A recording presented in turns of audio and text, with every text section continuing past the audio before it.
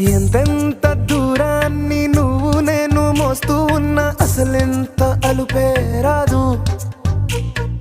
ఎన్నెన్ని తీరాలు నీకు నాకు మధ్యన ఉన్నా కాస్తైనా అట్టే కాదు.